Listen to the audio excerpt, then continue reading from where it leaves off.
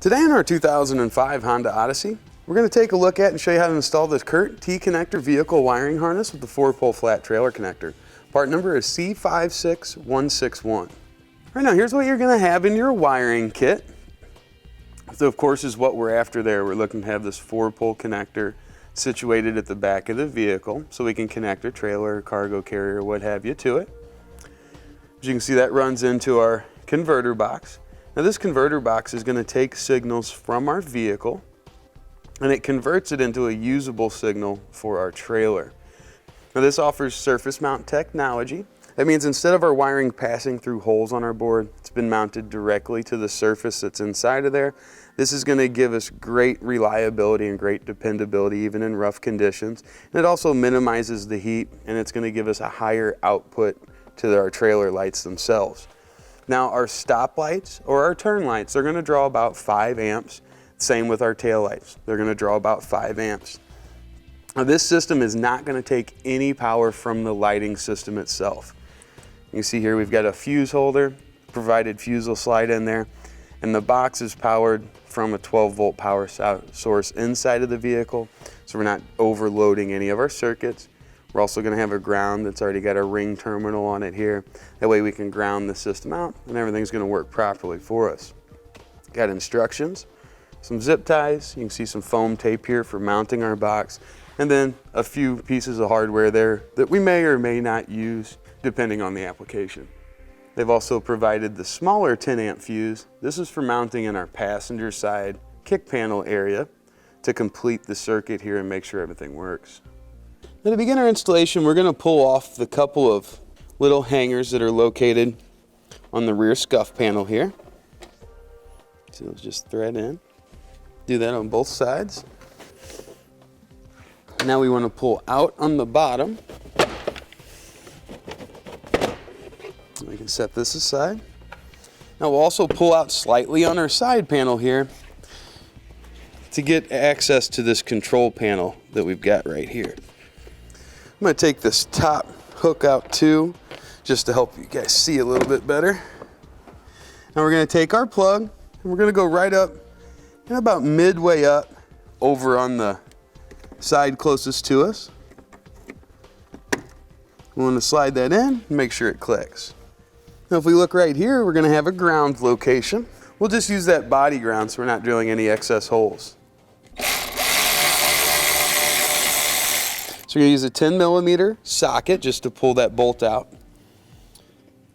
Place that through our ring terminal and we'll thread it back in. And we want to make sure, of course, that we keep all the other grounds connected as well.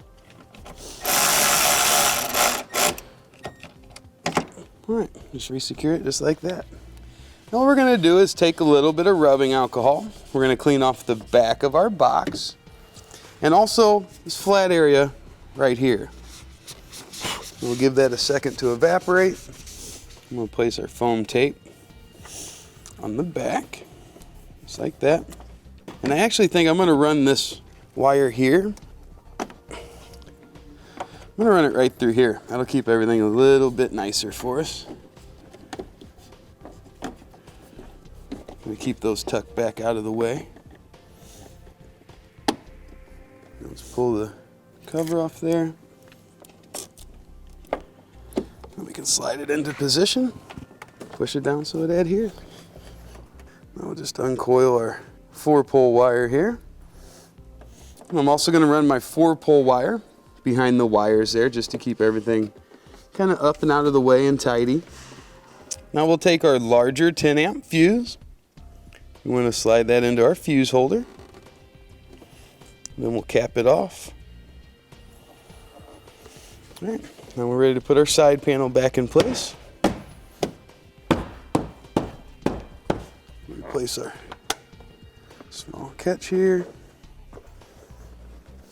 And then we want to pull out that weather stripping so it'll rest over top of that panel.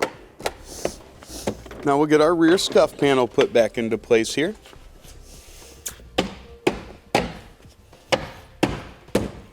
We're going to pull the weather stripping out on it as well. And we'll want to pop in on the front side here.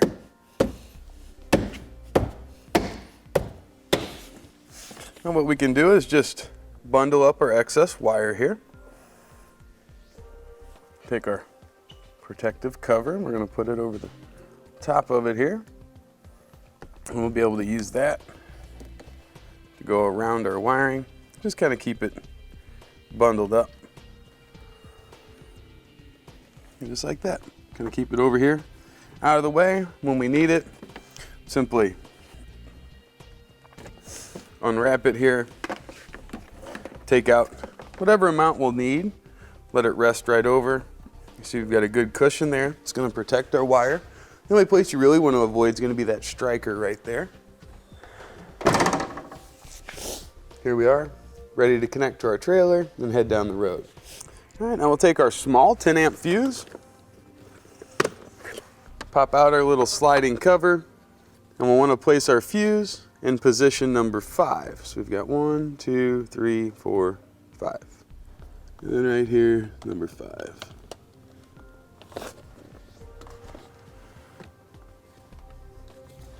And just slide our cover back on. Let's go test out that wiring. All right, now let's start by turning on our running lights. With those working as they should, we turn on our left blinker, our right blinker, and then hit our brakes. All right, with everything working properly, that's going to complete our installation of the Curt T-connector vehicle wiring harness with the 4-pole flat trailer connector. Part number C56161 on our 2005 Honda Odyssey.